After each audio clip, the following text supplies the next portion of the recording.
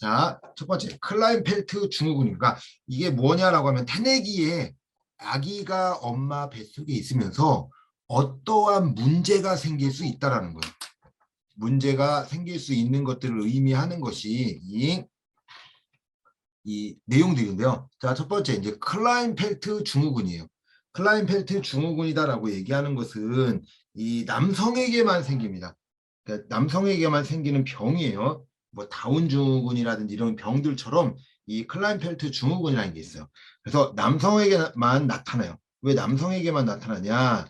고환 때문에 그래요. 고환에 나타나는 병이기 때문에 남성에게만 나타납니다. 그래서 남성의 특성이 약하고 염색체 이상으로 X 염색체를 하나 더 가지고 태어나면서요. 남성 호르몬이 부족해요. 그래서 클라인펠트 증후군에 걸린 남성은 여성성이 좀 강하다라고 생각을 하면 됩니다.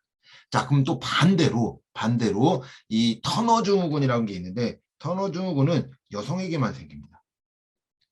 왜 그러냐? 자궁이 생기는 병이기 때문에 여성에게만 생겨요. 그래서 이거 좀 조심해야 돼요. 클라인펠트 증후군은 남성에게만 생기는, 터너 증후군은 여성에게만 생기는 병이다라는 것을 좀 잘 알고 있어야 됩니다. 그래서 두 개가 있어야 할 X 염색체가 부족하거나 불완전한 염색체 모양 이상이 자궁 안에 발생하는 질환. 그러니까 뭐 하는 거예요? 남성인데 여성에 더 크게 되는 거고, 여성인데 여성 호르몬이 안 나오다 보니까 남성 호르몬이 더 높겠죠. 그래서 문제가 생기는 게 이 터너 증후군, 클라인펠트 증후군이다라고 이야기합니다. 자, 우리 다운 증후군이 있습니다. 다운 증후군이 있는데 이 다운 증후군에는 염색체 번호를 좀 알아야 돼요. 우리 사람에는 염색체가 23개의 염색체가 있는데 21번 염색체입니다. 이 시험에 한번 나온 적 있거든요. 나도 틀렸어요. 왜 틀렸냐면 염색체 번호를 몰랐거든요. 염색체 번호를 몰랐는데 이 염색체 번호가 21번째 염색체더라고요. 그래서 21번째 염색체가 이제 있고 그 21번째 염색체가 3개인 거예요. 원래 2개여야 되는데 XY 하나씩 있어야 되는데 이게 3가지가 돼가지고 키가 작고 정신지체를 앓고 있는 특징들을 가지고 있는 것이 다운 증후군이다라고 이야기를 합니다. 자, 우리 혈우병이 있어요. 혈우병. 자, 혈우병이라는 게 뭐냐면 피예요. 혈이 피잖아요. 즉 피가 나면 죽는 병이 이 혈우병인데, 표가 나면 왜 죽냐라고 하면은 응고가 안 돼요. 피가 응고가 되지 않아 출혈하는 장애다라고 이제 이야기를 합니다. 그래서 혈우병이다라고 이야기를 해요. 자, 5번 페닐케톤 요증. 페닐케톤 요증인데 이 페닐케톤 요증의 특징이 단백질이면 고기를 먹으면 죽어요. 그러니까 바로 죽진 않지만 단백질 분해 요소가 없어요. 그래서 소변에 피브로산이 이제 함유되어 있어 배출되는 유전적인 질병인데 이게 단백질이 계속 나가버리는 거죠. 그래서 이제 몸에 문제가 생깁니다. 고기를 먹으면 그것 때문에 분해를 하기 위해서 이제 문제가 생겨버리는 병이 페닐케톤요증이다. 그래서 고기를 못 먹습니다. 고기를 먹지 못하는 병이 페닐케톤요증이다. 자, 그러면 이 환경적 요인, 그러니까 이 환경적 요인이 뭐냐라고 하면은 이게 뭐야? 아이들이 뭐예요? 장애가 생겨서 태어날 수 있는 장애들을 이야기한 거예요. 장애가 있다. 그러면 이런 장애들이 왜 생기냐라는 것이 요겁니다. 환경적 요인이에요. 환경적 요인으로 장애가 생길 수 있는 거예요. 자, 부모의 영양 상태, 산모의 영양, 임신을 했는데 먹질 않아. 그러면 문제가 생길 수 있겠죠. 자, 산모의 질병이 생겼어요. 산모의 정서 상태, 뭐예요? 이게 스트레스 받고 막 충격받으면 막 유산도 하잖아요. 이런 것들처럼 스트레스, 산모의 연령, 나이가 많거나 나이가 너무 어려요. 안 되겠죠? 약물 중독, 뭐 있어요? 술, 담배, 마약, 이런 것들을 의미합니다. 그래서 이런 약물 같은 것들, 술, 담배, 약물 이런 것들로 인해서 장애가 생길 수 있는 요인들이 된다. 자, 예전에 이거 시험 한번 나왔는데, 자, 산모의 학업 상태예요. 그러니까 우리가 쉽게 생각하면 그 엄마가 공부를 얼마나 많이 했냐 안 했냐에 따라 아이에게 장애가 생긴대요. 아니겠죠. 그런 문제는 아무런 문제가 되진 않습니다. 학업 상태가 정답이었어요. 아닌 것으로. 그래서 환경적 요인이 되고, 그럼 이런 요인들이 있는데 이 요인들이 있는데 제일 중요한 게 이거겠죠. 정말 그러면 이 아이에 장애가 있는지 없는지 알아야 된다라고 얘기했죠. 검사한다라는 거예요. 양수 검사를 하게 됩니다. 그래서 염색체와 관련된 기형을 알 수 있게 되고요. 대부분 이런 검사들은 35세 이상, 35세 이후에 아이를 낳으면은 그때부터 곤욕입니다. 곤욕. 검사가 너무 많아요. 검사가 너무 많아요.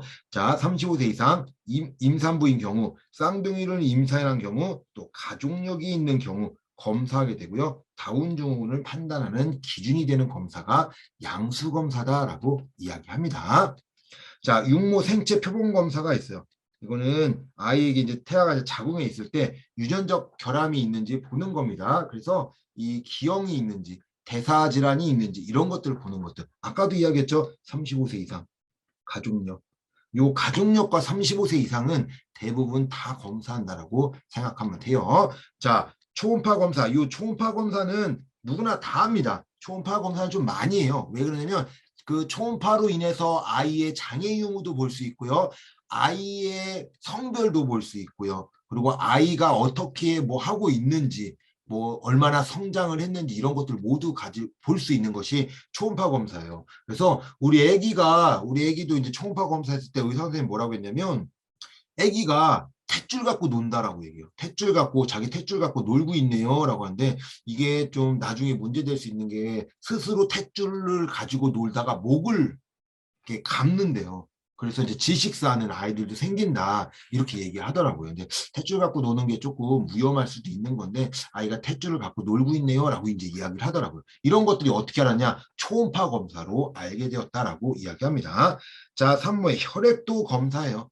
자, 풍진, 에이즈, 매독, 간염, 빈혈 이런 질병, 감염 여부를 혈액을 통해서 알게 됩니다. 그래서 이런 것들을 보기 위해서 이제 움직이게 된다라고 이야기해요. 그래서 장애가 생길 수 있는 질병의 종류들, 어떤 것으로 생길 수 있는 환경적 요인들, 그리고 그 방법들을 알기 위해선 하는 검사들 이렇게 이제 이루어지고 있으니까 이런 내용들을 좀 잘 알고 있어야 됩니다.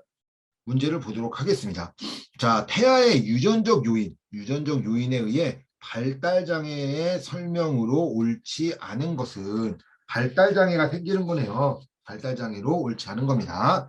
자, 1번 혈우병은 염색체의 열성 유전자에 의해 기인한다. 그렇죠. 이제 이런 열성 유전자라고 하는 것은 염색체가 이상이 있어서 생긴다라고 얘기하는 거예요. 그러니까 혈우병도 염색체 이상으로 생긴다라고 이야기할 수 있어요. 다 터너 증후군은 X염색 하나만 가진 여성에게 나타난다. 그렇죠. 터너 증후군은 여성에게만 생기는 병이라고 얘기했어요.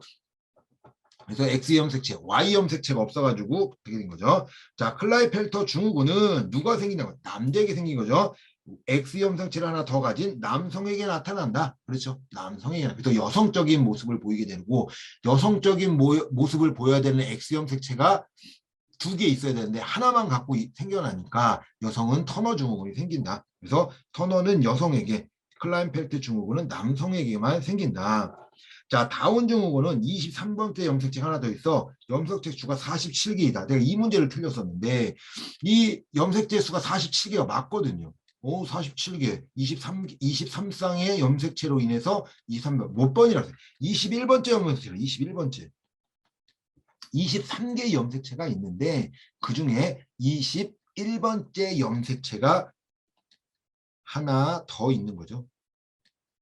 하나 더 있어서 생기는 것이 이 다운 증후군이다라고 이야기를 합니다. 자, 페닐케톤요증은 아미노산을 분해시킨 요소가 없는 결핍된 열성 유인자에 기인한다. 그래서 뭐 단백질이죠, 단백질. 분해 요소가 없다. 요소가 없어서 생기는 것이 이 페닐페톤요증이다라고 이야기합니다. 자, 2번 태아기에 정답은 뭐예요? 이 정답은 옳지 않은 거니까 정답은 4번입니다. 자, 태아기에 관한 설명으로 옳지 않은 것은 수정이 이루어지는 순간부터 출생하기 시기를 말한다. 그렇죠. 태아기니까 엄마 뱃속에 있는 시기를 의미하는 것이 태아기다라고 이야기합니다. 자, 2번 태내 발달은 엄마의 영양 상태, 학력, 질병 등으로 영향을 받는다. 자, 옳지 않은 거 2번이네요. 뭐가 틀렸어요? 학력이죠. 엄마의 학력, 학습 상태는 의미 없다라고 했어요. 의미 없고 영양 상태, 질병은 의미가 있지만 학력은 의미가 없습니다. 자, 임신부 연령은 임신부와 태아에 모두에 영향을 미칠 수 있다. 그렇죠. 나이가 너무 어려요. 막 12세, 막 13세 이럴 때, 또 막 50세 이럴 때. 다 모두 영향을 미치게 됩니다. 그래서 나이가 많냐 적냐도 중요합니다. 태아는 임신부의 정서 상태로부터 영향을 받을 수 있다. 그렇죠. 스트레스 받으면 아이도 스트레스를 받습니다. 약물은 태아에게 치명적 영향을 미칠 수 있다. 그렇죠. 마약하고 하면서 이제 아이에게 문제가 생겨버릴 수 있겠죠. 정답은 2번입니다. 학력은 포함되지 않아요. 3번 문제. 이 문제 너무 쉬운 문제인데 태아의 발달 과정 중 가장 먼저 발달하는 것은 어디가 먼저 발달할까요? 우리 쉽게 생각해 보세요. 뭐가 발달해요? 뇌가 먼저 발달할까요? 심장이 먼저 발달할까요? 뭐 다리가 발달할까요? 먼저 심장이 먼저 발달하죠. 심장이 발달하면서 쿵쾅 쿵쾅 쿵쾅 크면서 조금씩 조금씩 나타나겠죠.